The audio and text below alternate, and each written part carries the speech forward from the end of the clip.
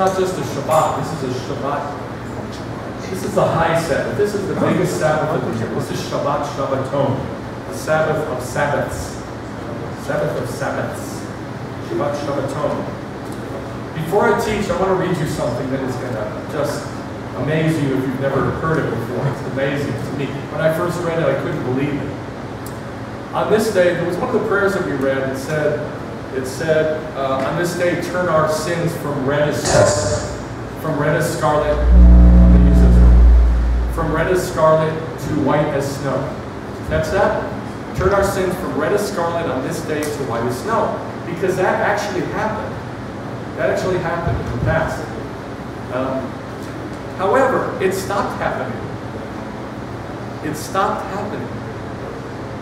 So I'm going to read to you a passage that not only tells how God stopped showing a sign to Israel that their sins were forgiven by turning something red to white, but it also happened near the year. Guess what year it happened? Just take a guess. What year do you think? You think 67? What year do you think it happened? Not a date, but like a year. The year that something big happened. 70 AD when the temple was destroyed? That's what I would have thought. No. The year Yeshua died. The year Yeshua died.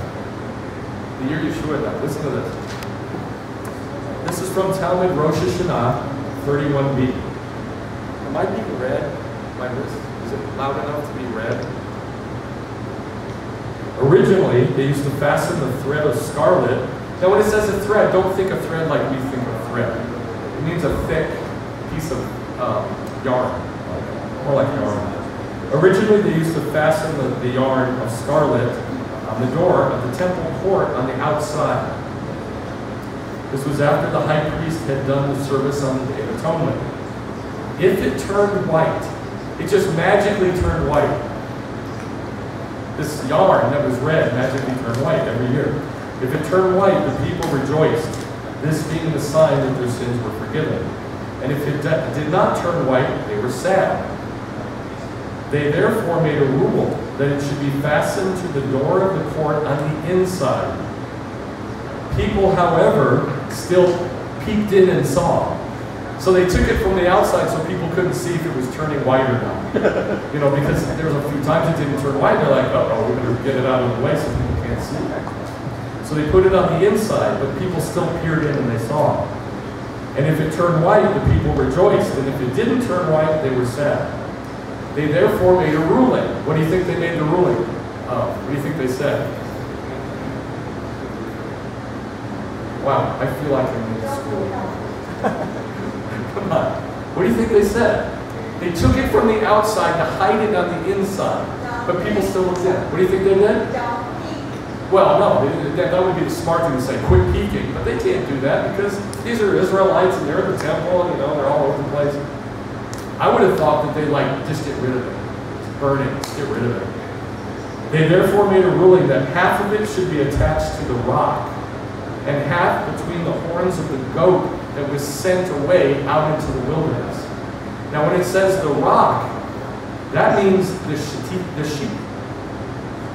Shatia stone, which is in the Holy of Holies, that nobody can look at, because it's in the Holy of Holies. So they did what I said, they got rid of it, so nobody could see.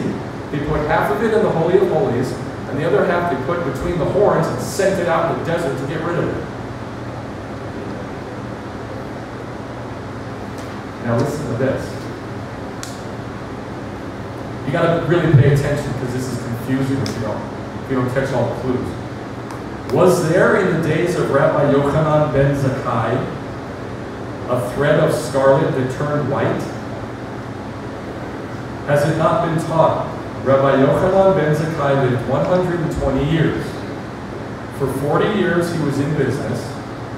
For 40 years he studied. And for 40 years he taught. And it has further been taught. 40 years before the destruction of the temple, the thread of scarlet never turned white again, but remained red. What year was the destruction of the temple? 70. What year was 40 years before that? 30 AD. 30. That's the year Yeshua died. Yeshua was born in 4 BCE. So the year Yeshua died, 30. He did not die in 33. He died in 30. And the year that he died, that was assigned to Israel. Done. It's never going to turn white again because I've provided atonement. Isn't that amazing? And that's in the Talmud. That's in the Talmud. That it says that from the year 30 AD, 40 years before the temple was destroyed, which is the year Yeshua died, it never turned white again. Because God had provided atonement through Yeshua. Those are my words, not the Talmud. God had provided the atonement through Yeshua, so they didn't accept it, so it was never going to turn white again. Isn't that amazing? I mean, when I first read that, I was like, what? That's in the Talmud? I couldn't believe it. So, next time somebody tells you that God never gave a sign to Israel that the atonement was done, tell them you're wrong. It's in the Talmud. If you can remember the details, that's good. If you can't, call me. I'll refresh your memory. All right, so now I'm going to teach. I just thought I'd give you that because I thought it was absolutely amazing. All right, so what I'm going to teach about is a time period from Rosh Hashanah to Yom Kippur. Remember we studied back at Rosh Hashanah that what happens, what's the big event that happens on Rosh Hashanah? Closing of the gates. No, the big event. What's the big event that happens on Rosh Hashanah? The resurrection. The resurrection. The resurrection and the kingdom. But the resurrection happens first. Shofar is blown, dead are resurrected, we go into the chuppah, the marriage chamber, the kingdom has already begun at that time, and the birth pains start. Everything happens on the same day. So in the scriptures, in Leviticus 23, we have Rosh Hashanah, and then 10 days later is Yom Kippur. So I assume that you want to know how Yom Kippur is fulfilled, because it shows you how Rosh Hashanah is fulfilled. Becca, can you look in there and see? Never mind. Okay, so from Rosh Hashanah to Yom Kippur. Now there are two events. The resurrection is called Hachaya. Say Hachaya. Hachaya. That means the living, the making alive. And that's how we say the resurrection. Hachaya. The making alive. Now, I told you I'm going to teach from the Aleinu. That's the last prayer. And basically, if you look back, well you can't because we collected them. The Aleinu had all the themes of Yom Kippur in it. The first one said, on this day, the high priest went into the Holy of Holies. And he said the name of God, how many times? 10 times. Why? Why? Why? Because today's the 10th. Today's the 10th. You got to say it loud enough for me to hear. I can't read your lips.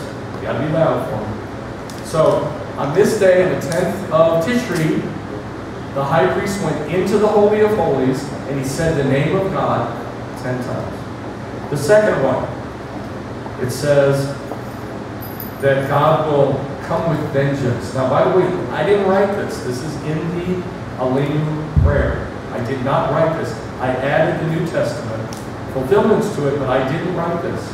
This is in the prayer.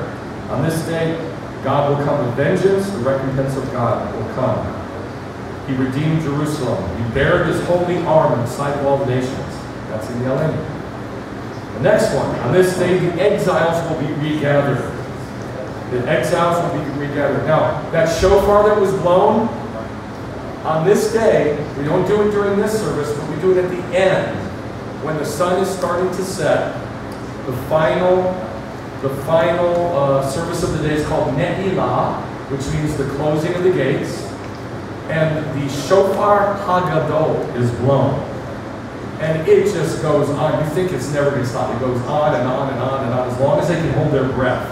And they turn red, and it's just the last sliver of hope to get in under the wire before that sunset. Now, this statement by Rabbi Krusbadai is to show you what the thinking is in the scriptures about why there is Rosh Hashanah to Yom Kippur. Rosh Hashanah is the resurrection, but until the resurrection comes, what do we do now? What we do now is we repent. Obviously, we turn to God, we repent, and we're given 10 days. Rabbi Krusbadai said in the name of Rav Yochanan, Yehochanan, yeah, there's 57 different ways to pronounce that word. Yochanan. 3 books are open on Rosh Hashanah. One for the thoroughly wicked, one for the thoroughly righteous, one for the intermediate or average, people that are in between. The righteous are immediately inscribed in the book of life, the Sefer Chayai. The wicked are immediately inscribed in the Sefer Mat, or the book of death, or the Sefer Rasha, the book of the wicked. The doom of the intermediate is held in suspension from Rosh Hashanah to Yom Kippur. If they deserve good, on Yom Kippur, they're then written in the book of life. If they deserve evil, they're then written in the book of death. In other words, today is the day that all the decisions are finalized. This is it. And they're finalized for the whole year. And they're finalized for salvation. And they're finalized for everything. Now that happens every year. Every year. But it's also a picture of eschatology, things that will happen in the last days. Now here are the 3 trumpets, the 3 trumpets. The first trump is Shavuot. I guess I'll tell you the story.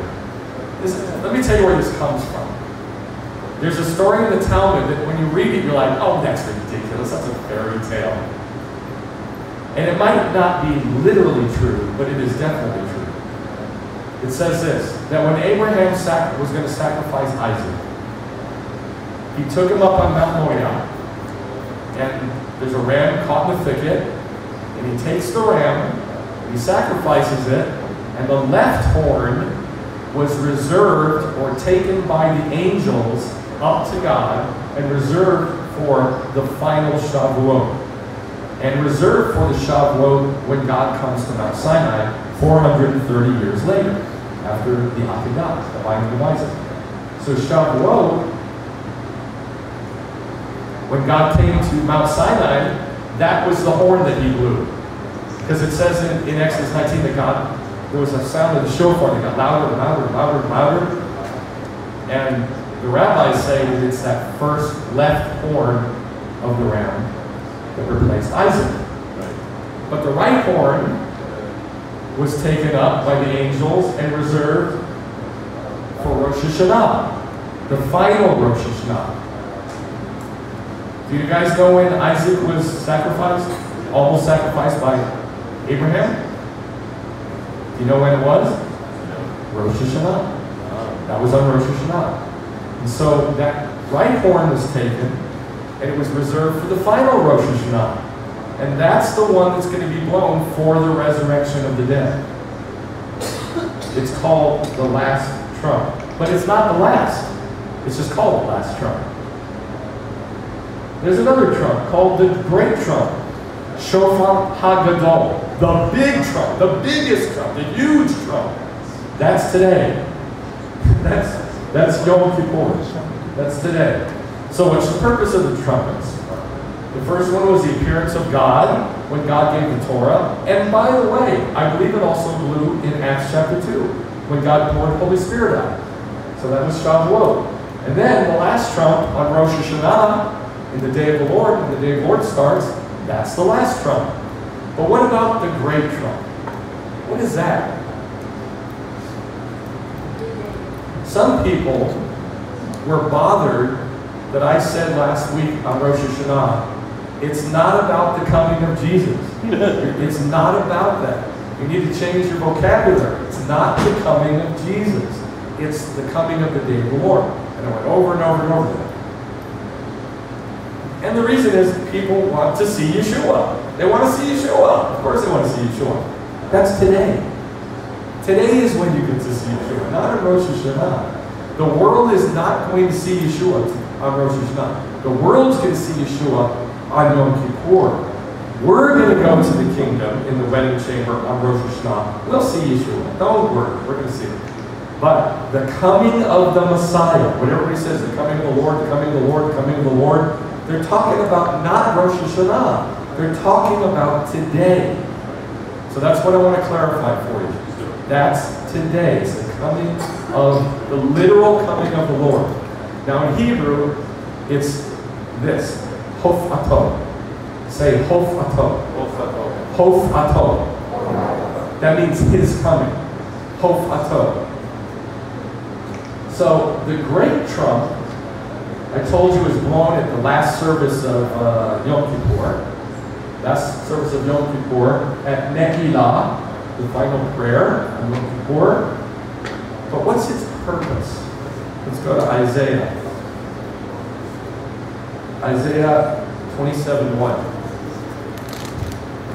I don't have my notes, by the way. I didn't print out notes, so I'm going to keep looking back at that. Isaiah 27:1. 27:1. I don't think that's the right verse. No, it's not. It's 27:12 through 13. It will come about in that day. What day? Day of the Lord. Here we go again. Guys, come on, wake up. In that day. What day? Day of the Lord. The Lord will start his threshing from the flowing stream of the Euphrates to Egypt, the brook of Egypt. And you will be gathered up one by one, O sons of Israel. It will come about in that day that a shofar hagadol will be blown. And those who were perishing in the land of Syria, and were scattered in the land of Egypt, will come, be gathered, and worship the Lord on his holy mountain in Jerusalem. So, the great trumpet is for what purpose in this verse? What purpose? Gathering. What purpose, guys? Gathering. Come on, say it out loud together. Gathering. The in-gathering. It's called the in-gathering of the exiles. That is not at Rosh Hashanah. That's at Yom Kippur. The in-gathering of the exiles. So, just imagine this with me. Rosh Hashanah comes, year 6001. The shofar blows. We go in the resurrection. All the righteous go in the resurrection. We go into the wedding chamber with Yeshua. We're in there for 7 years. Meanwhile, on earth is birth pains. 7 years later, after the birth pains, is this. That last shofar, the great shofar blows, and anybody who's left, who went through the birth pains, will be gathered together. Anybody who's righteous is left. Everybody else is dead. But everybody's going to be gathered together. All the righteous will be gathered together. We read that in the Arabic. That God will regather the exiles. Now, Matthew chapter 24, everybody misquotes this, or actually misapplies it, and applies it to Rosh Hashanah. But it's not Rosh Hashanah passage, it's a Yom Kippur passage. How do we know? Because it says great trumpet, great trumpet. So Matthew 24:30. After it describes the birth pains in order of event, then it says, verse 30, and then after that, the sign of the Son of Man will appear in the sky. Okay, that is the literal coming of the Lord. Did you see it? The sign of the Son of Man will appear in the sky, or in the heavens. Did you see it? Yeah. There he is. He's appearing. This is not Rosh Hashanah. He's going to tell us when this is. The sign of the Son of Man will appear in the sky, and then they will see the Son of Man coming on the clouds of the sky with power and great glory. That's all right, thank you. And he will send forth his angels with a what? What does it say? Come on, guys, try to stay with me. He'll send forth his angels with what? Great shofar. You should have a Bible so you can see it. Great shofar. It has placed the coming of the Lord with the shofar hagadol, the great shofar. Got it? Not the last trump, the great trump. It's just another title. The great trump is a title for Yom Kippur. So the coming of the Lord, when he literally comes, it's at Yom Kippur with the great trump. Did you get it? Does that make sense? No? You got to say yes or no for me to know. Yes. Okay, great. Fantastic. And he'll gather together all his elect from the four winds and from the ends of one end of the sky together. So there's the regathering. All he's doing is quoting Isaiah 27, 12, 13, 12 and 13. Isaiah 27, 12 and 13. When the great shofar is blown and all the elect are gathered together. That's what he's quoting in Matthew 24, verse 30 and 31. And a couple of other verses too. All right, so that's the gathering of all the exiles. So, you can picture it here. Now, I know it's hard to see, but I put RHS and then YK. RHS is Rosh Hashanah, YK is Yom Kippur. They're 10 days apart. After 6,000 years of human history, the shofar, the last trump will blow, and the resurrection will happen, and the day of the Lord will begin. So I've got an arrow pointing up for the resurrection. 10 days later will pass. But you know what? The year hasn't started yet. Just because you come to Rosh Hashanah, and it's day one, and it's the head of the year has not started yet. You know why? It's a Jubilee. It's a Jubilee year. When the day of the Lord comes, it's going to be a Jubilee. Won't it be a Jubilee? Yeah. 120 Jubilees from creation to the day of the Lord. It's going to be a Jubilee year. Well, in Leviticus 25, it tells us this. It tells us that the year will not start yet at Rosh Hashanah. Leviticus 25, what verse 5? 9 and 10. You shall then set a ram's horn.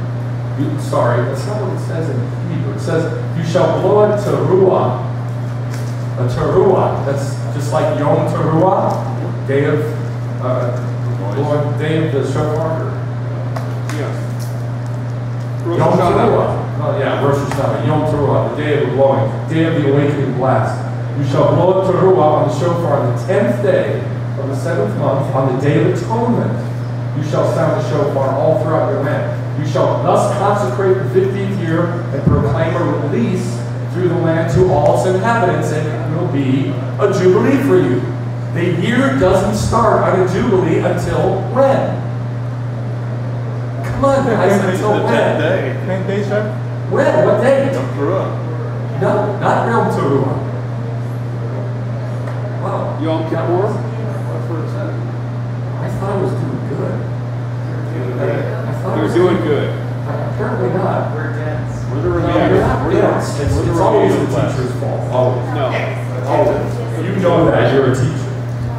It's always the teacher's fault. Okay. The resurrection takes place on what date? Yom Teruah. Yom Teruah or Rosh Hashanah. 10 days go by. The year does not start on a Jubilee year until this says in Leviticus 25, the 10th day of the 7th month. That's today. That's Yom Kippur. Even though it says, you shall blow, where's my, there it is. You shall blow a teruah on the 10th day of the 7th month. So, the year, when the day of the Lord starts, it doesn't start until when? Yom Kippur. It doesn't start on Rosh Hashanah. It starts on Yom Kippur.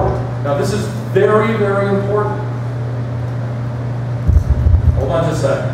Let me clarify this. It starts for us, the righteous, on Rosh Hashanah, because we go on resurrection.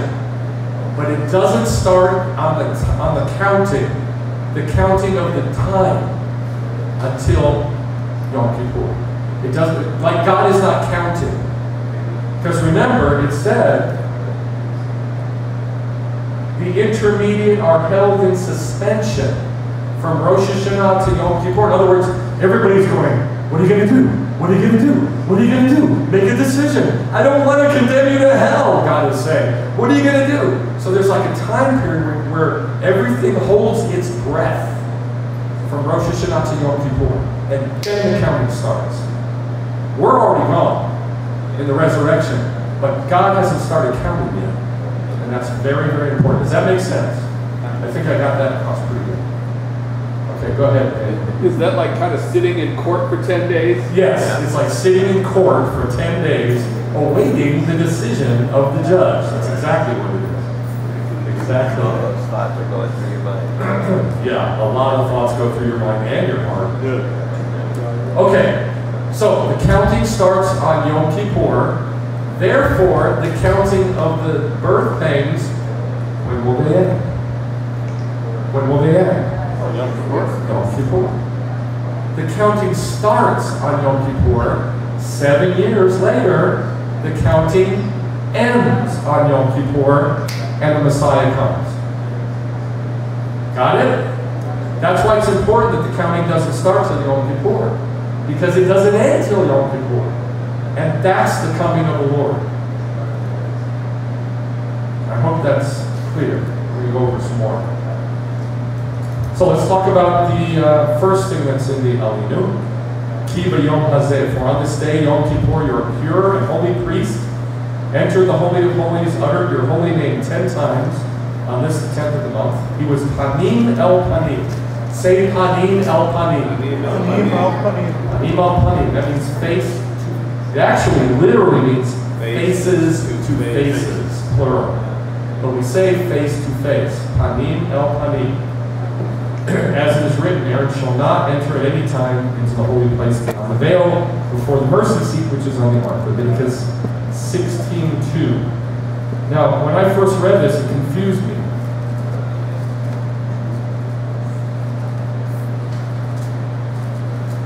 And it just confused me because of the language. Just because of the language. The Lord, this is New American Standard. Now the Lord spoke to Moses after the death of the 2 sons of Aaron.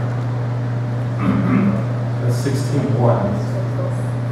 When they had approached the face of the Lord and died. Verse 2. And the Lord said to Moshe, tell your brother Aaron that he shall not enter at any time into the holy place inside. So I read that and I went, he never goes in there? He shall not enter at any time.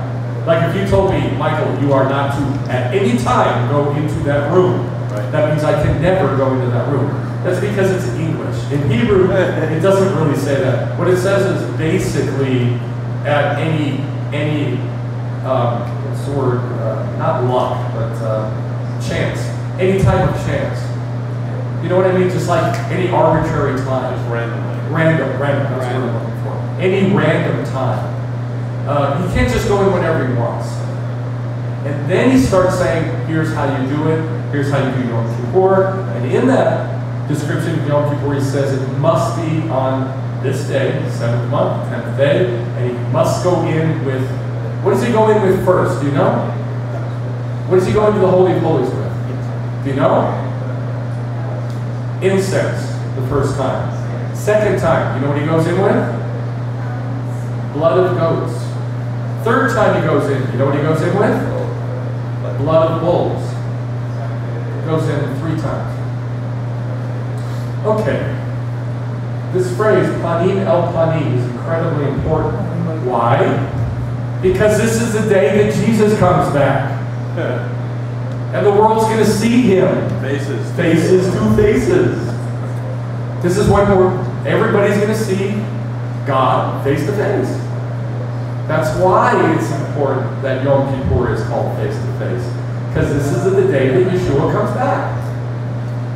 He doesn't come back on Rosh Hashanah. He comes back for the resurrection on Rosh Hashanah and zips right back to the wedding chamber. But on this day, he comes back for good. And he comes back ticked off. Right? And the whole world's going to see him face to face. Let's turn the lights off for a second. And I want to point out a few things in this illustration. If you want to move the camera, you can. Can you see that okay? Yes, good. Okay. This has the Ark of the Covenant. You have never seen an Ark of the Covenant like that, have you? That's as accurate as I could get it after 15 years of study. That was after 15 years of study. That's as close as I can get to the Ark of the Covenant. See those big giant poles? They're this big around. Yeah. So, there's light reflecting back and forth between the cherubim. And here's the high priest. And what does he have in his hands? Got the fire pan. Fire pan, this one. And what's in that one? No, can't tell. That's called the incense holder. And they've recreated that incense holder in the Temple Institute. It's beautiful. It's made out of pure silver. It's about this big. Gorgeous. It has a little bell on it that rings on the top. And in one hand he holds the incense holder, and in one hand he holds the big fire pan with the incense in it and the hot coals. And he has to step over these big bars to get in between the bars. They're about 2 feet off the ground, and he's holding two things in his hand, and he has to step over them. And then step over them to back out of the Holy of Holies. You don't turn your back on God. So he has to back out of the Holy of Holies. This is a juggling act is what this is. This is really, really tough to do. And then we practice and practice and practice till we got it right.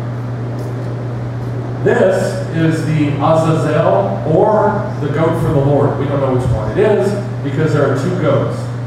One is sent out into the wilderness to die, and one is killed, and the blood is brought into the holy place. Holy of Holies, sorry. So here's one goat, here's the other. They cast lots, and then they decide which one is killed. And that blood was on the red, scarlet yarn. That's what turned white. It was the blood from this animal, and it turned white until Yeshua died. Never turned white again. Okay, we can turn the lights back on.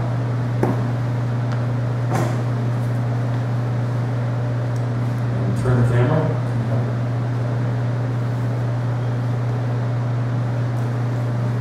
Okay.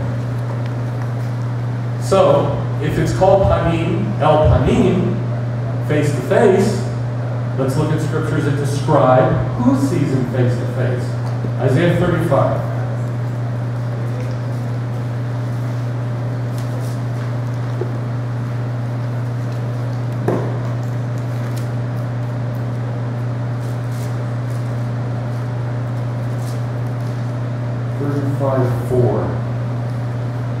Say to those with anxious heart, take courage. Al tira, fear not. Al tira'u, don't fear. Behold, your God will come with vengeance. The recompense of God will come, but he will save you. The vengeance, God is ticked off, and he comes for vengeance, but he'll save you. Don't worry. I was talking to Israel, and he says that when he comes for vengeance, and all this destruction takes place, he's going to have compassion on Israel at the same moment. Any of Israel that is left, anybody who's righteous that's left, and there's not going to be many, he'll have compassion on them. But for the rest of the world, this is when the world sees God face to face, and it's going to be an absolute bloodbath. Isaiah 52.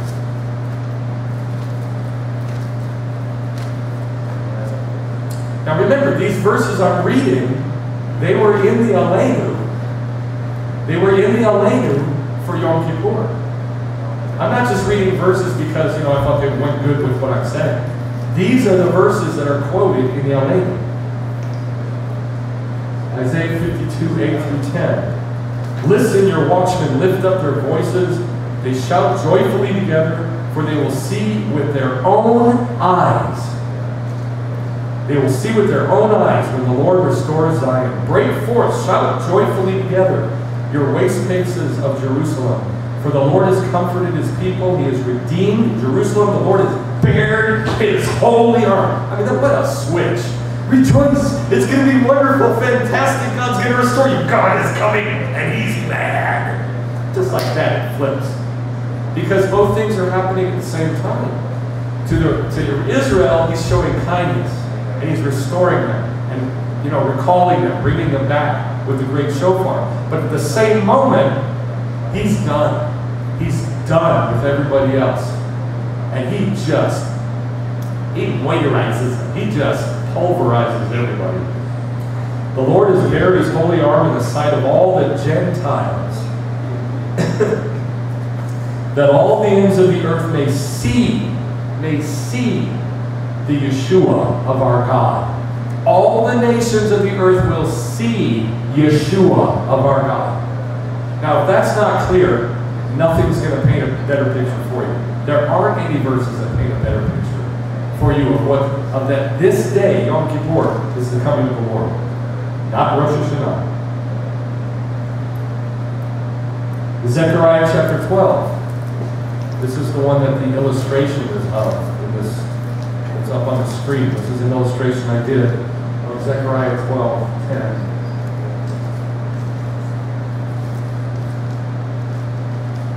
Starting verse 8. In that day, the Lord, what day?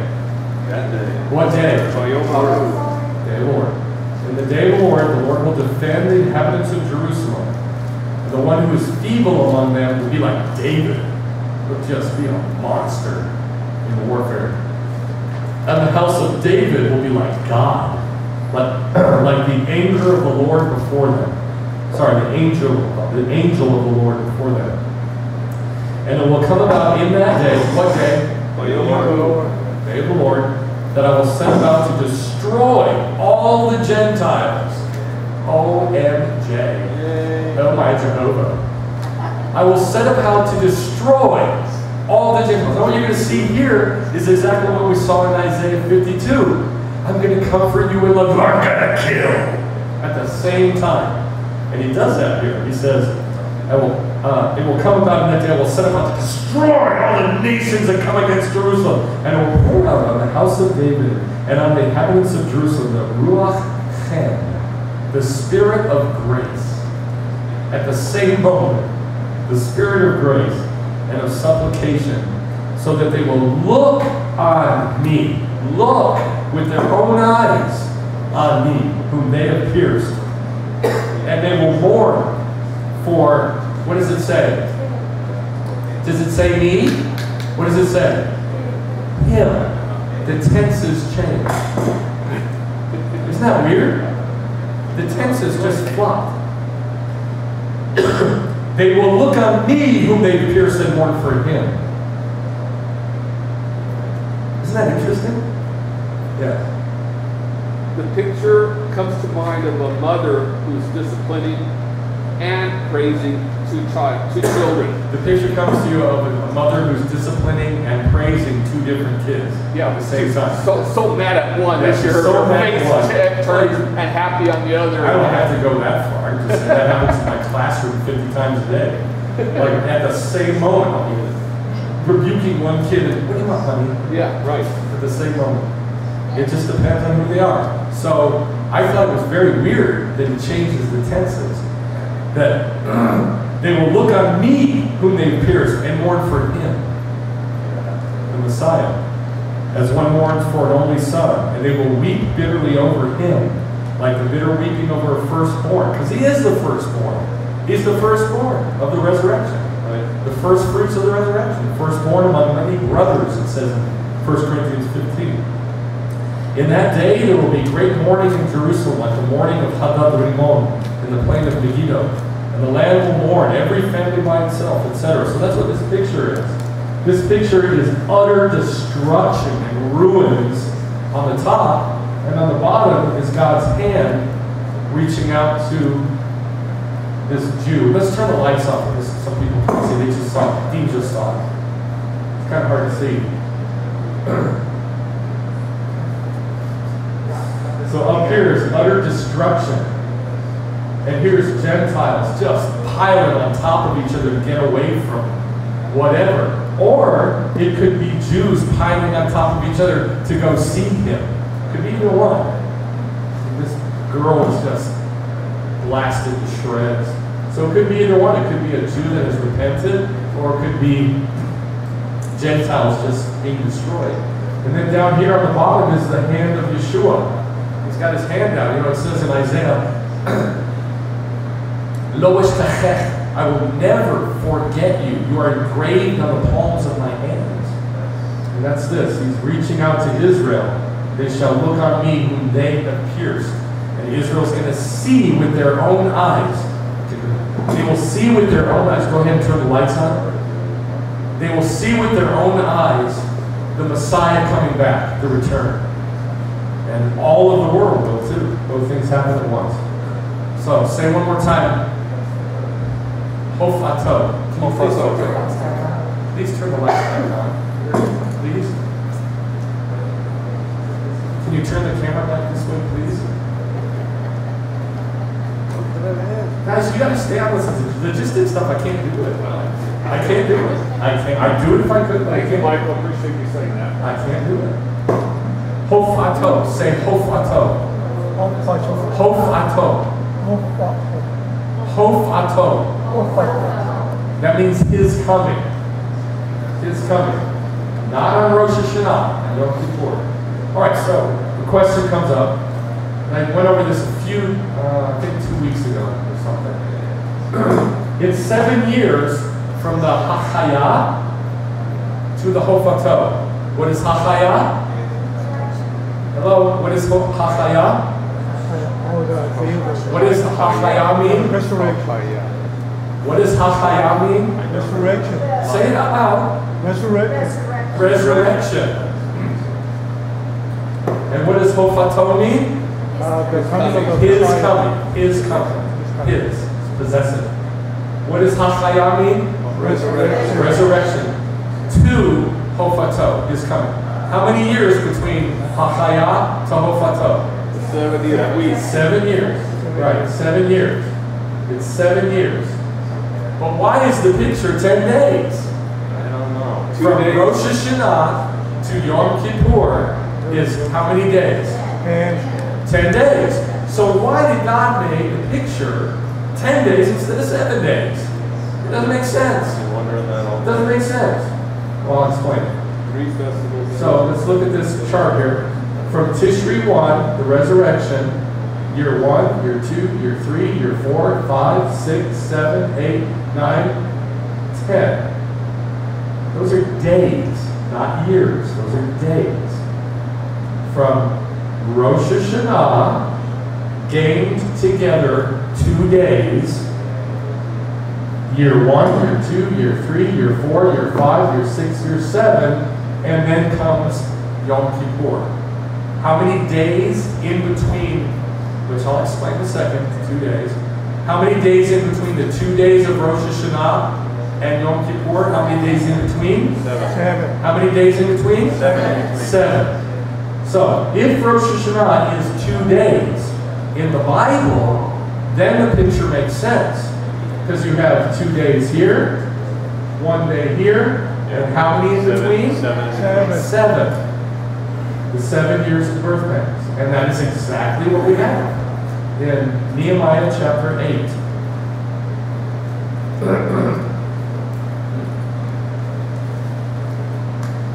Nehemiah chapter 8.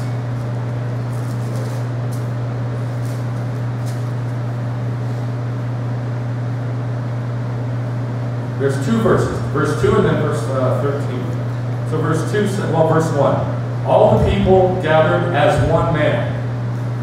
Listen, all the people gathered as one human being, as one body. What do you think that's a picture of? Gathered together as one man. The resurrection. The resurrection. It's a picture of the resurrection. At the square which was in front of the water gate, that's in Jerusalem. They were gathered to Jerusalem as one man. And they asked Ezra the scribe to bring the book of the Torah of Moshe, which the Lord had given Israel. Then Ezra the priest brought the Torah before the assembly of men, women, and all who could listen with understanding on the first day of the 7th month. What date is that? What day? What date is that? What day? Look at me.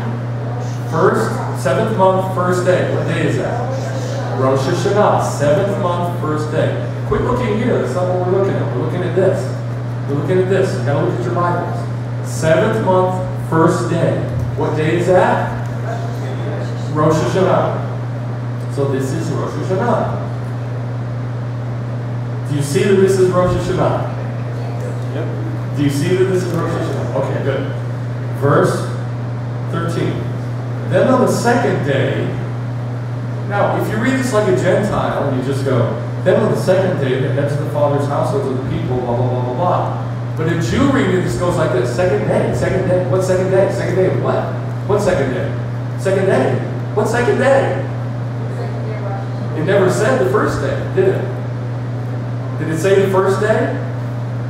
Hello? Did it say the first day in verse 2 that we read? Did it say the first day? Guys, come on, please. Did it say the first day in verse 2? Yes or no? Okay. I'm about to lose it. Quit looking up here. This is not where we are. We're in the Bible now. We're reading the Bible. The verses that are in the Bible, on the pages that are like in between my covers. We're reading this now. And then you read it, and you look up at me, and I talk a bunch, and then I quiz you, and I give you a quiz. That's what we're doing now. Let's try that. Okay. Let's read verse 2 again. Not up here. Not up here. Then Ezra the priest brought the Torah before the assembly of the men, women, and all who could listen with understanding on the first day of the 7th month. What date or date is that? First day, 7 months. Which is what? Tishri once. What day is it? What do we call it? What do we call it? Rosh Hashanah. Rosh Hashanah. Did it say the first day? Yeah, it did. No, it did not. It said the first day of the 7th month. The first day of the 7th month. Did it say the first day in the story? That's what I mean. The first day in the narrative. No.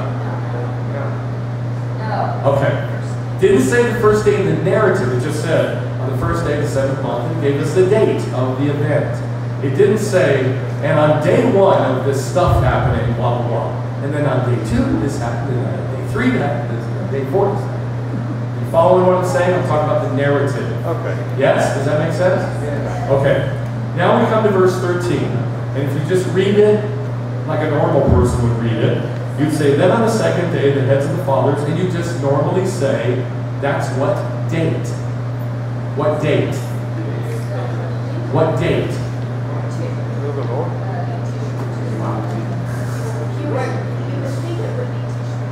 You would normally think it's what date? Tishri 2. Tishri 2, the second day of the 7th month, right? Yeah. Jews reading this don't read it like that. They say the second day of what? Rosh Hashanah. That's what they come up with. Okay. It's the second day of this event. It's the second day of Rosh Hashanah. That's how Jews read this. They don't just read the words. They want to know what's happening. And so when they say that on the second day, we stop and we say second day of what? That's what the rabbis all say, second day of Rosh Hashanah. That it's one day. It's one day, but it's 2 days long. And they call this Yom Orech. Hayom Orech Arecha. Hayom Arecha, I believe. The lengthened day, the long day. One long day. It's a day that is 48 hours long in the Bible. That's what the rabbis said. You can believe it or not believe it. But I know it's the right picture because it works with eschatology. Yes? Does that tie into Joshua's long day when the sun stood still? That's a very good question. The question is, does it tie in with the long day when Joshua prayed and the sun stood still for about a day? I don't know. I don't know. I need to go research it to find out. That's a very good question. So, when the Jews read this and they I'll give you an example. John chapter 1. It tells all this stuff that Yeshua did. He sees John, and John is immersing people in Jordan, and he says stuff to him. And then the narrative says, and on the next day, he saw John again, and da-da-da-da-da happened. Most people just read right over that. I read it and I go, second day? Second day of what? And then it says, and 3 days later, and I go, 3 days later after what? That's how Jews read it. So that's what I'm trying to get across in this passage. That the Jews read it, the rabbis read it, and said, it's 2 days long. So I have Rosh Hashanah here as 2 days, crammed together as 1 day. It's one long day, but it's 2 days. Now, I don't know if it's true or not. I don't. But I do know it's the right picture. And so the rabbis, in saying this, taught us the correct picture. I don't know if it literally is a 2-day day, but I know that pictorially it is. If Rosh Hashanah is 2 days, and we know the day of the Lord starts on Rosh Hashanah, resurrection occurs, that's year 6001, and the next day is 6001.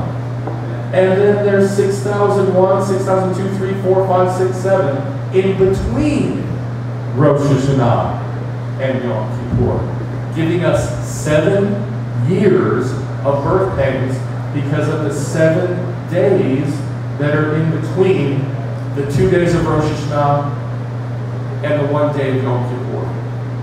2 days, 7 days, 1 day. How many days is that total? How many days is that total? So Yom Kippur falls then on the 10th. Rosh Hashanah is the 1st and 2nd, 3rd, 4th, 5th, 6th, 7th, 8th, 9th, and then Yom Kippur the 10th. Why do you have 6007 for the 9th and 10th day? Because it is. This is the 7 years of birth pangs. But this, pictorially, this is 6001, 6001, pictorially. And this is 6007, pictorially. It's just a picture. But in reality, here's 6001, 2, 3, 4, 5, 6, 7. 7 years in between 2 days of Rosh Hashanah, 1 day of Yom Kippur. Now, if you can't figure that out, I don't blame you. It's very, very complex. You're laying a picture on top of a picture, and it's very complicated. But that's the best I can do. I've given you the rationale of Nehemiah. I've explained why it's 10 days total, 7 days in between, and you can do with it what you want to do with it. Now, back to the reality. Hofato. Say Hofato. What does that mean? Is coming. Not is coming. Just plain old is coming. So let's look at some scriptures that describe for us his coming. We've already seen 3. We saw Isaiah 27. We saw Isaiah 52. We saw Matthew 24. Now let's look at some more. Genesis 49. 10 through 11.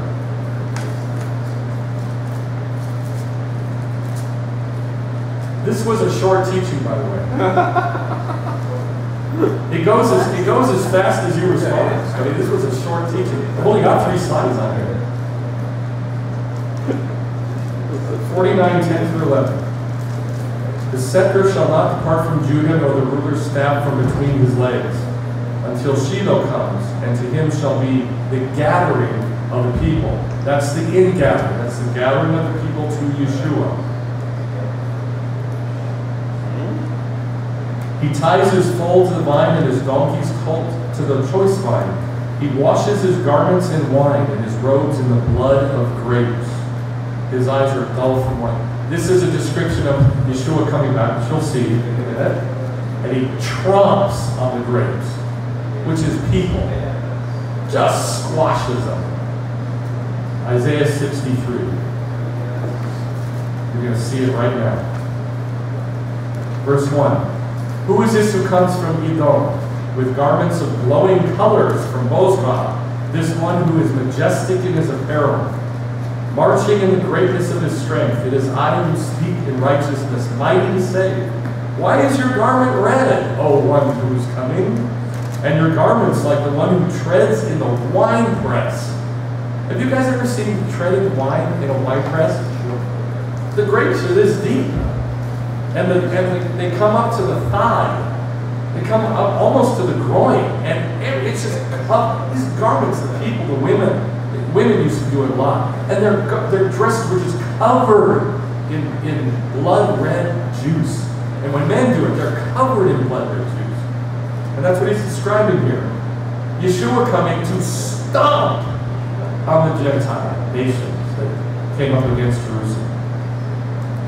And he says, here's the answer. I've trodden the winepress, the wine trough alone. And from the peoples there was nobody with me. And I trod them in my anger and trampled them in my wrath. And their lifeblood was sprinkled, spattered on my garments. What's the date? What's the date? That's got to be Yom Kippur. What's the date? Say it out loud. What's the date? Yom Kippur. Lamentations chapter 1. It's right after Jeremiah. Lamentations 1.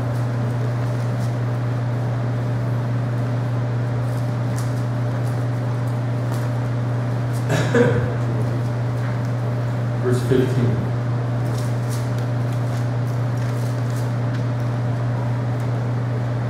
The Lord has rejected all my strong men in my midst. He has called an appointed time against me to crush my young men.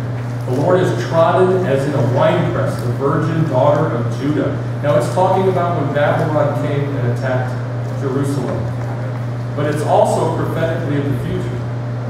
The virgin daughter of Judah. For these things I weep, my eyes run down with water, because far from me is a comforter, one who restores my soul. My children are desolate, because the enemy has prevailed. Now we know from Zechariah and Isaiah that at the same moment that he trods the winepress of the Gentiles, what does he offer Israel?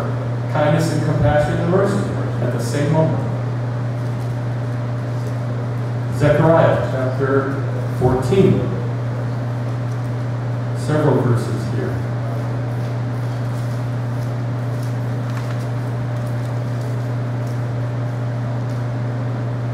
Verse 1. Behold, a day is coming for the Lord, when the spoil taken from you will be divided among you. In other words, God's going to pay you back. For I will gather all the nations against Jerusalem to battle. Verse 3. Then the Lord will go forth and fight against those nations as when he fights on the day of battle. Verse 5. And you will flee by the valley of my mountains, for the valley of the mountains will reach to Azel. Yes, you will flee just like you fled before the earthquake in the days of Uzziah, king of Judah. Then the Lord my God will come. The Lord my God will come. That is a weird verse, because Jews believe God is a spirit. How can he come? I mean, Christians take it for granted. You know, when you think about coming of the Lord, you don't picture a ghost, you picture a dude. Right. Well, Jews don't think like that. God is a spirit. He does not have a body. But here it says he will come.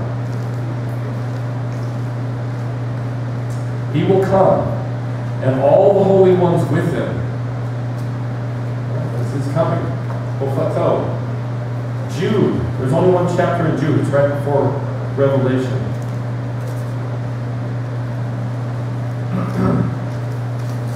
Right before Revelation. Only one chapter, verses 14 and 15. I love these verses. About these, well, it's talking about bad guys. Really, really ugly, horrible.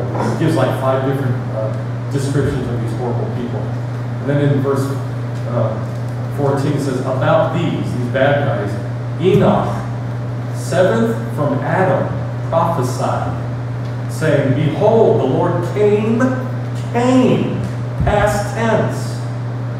7th from Adam. That's in the first 1,000 years of human history. And he prophesied, past tense, behold, the Lord my God came, past tense, with many thousands of his holy ones, to execute judgment upon all, and to convict all of the ungodliness of their ungodly deeds, which they have done in an ungodly way, and and of all the harsh things which ungodly sinners have spoken against him. In case you didn't get it the first 4 times. So, why would it be past tense? Why would Enoch prophesy in past tense? And then, behold, the Lord my God came. Past tense. Why? He's there. He was there. He didn't just see it, he was there. He was taken to the day of the Lord. What date?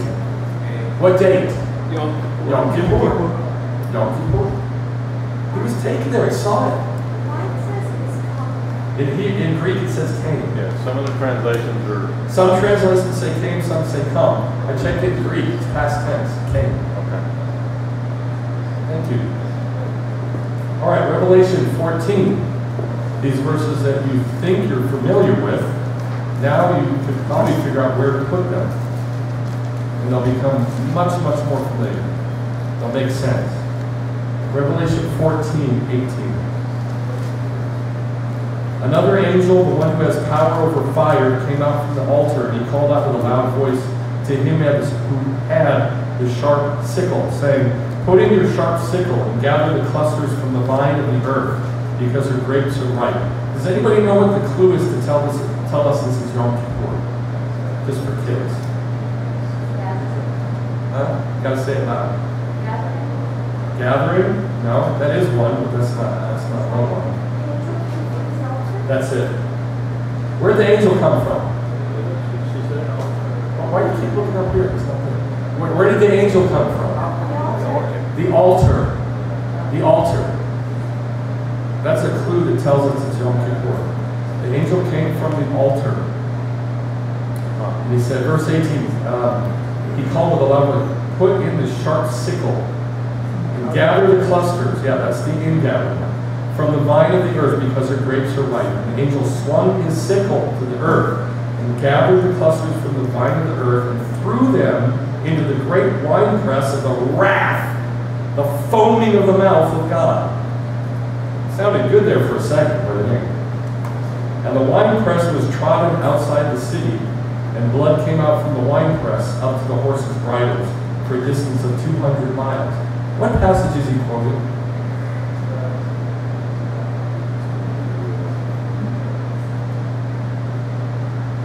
What passage is he quoting in Revelation 14? Yeah, you do.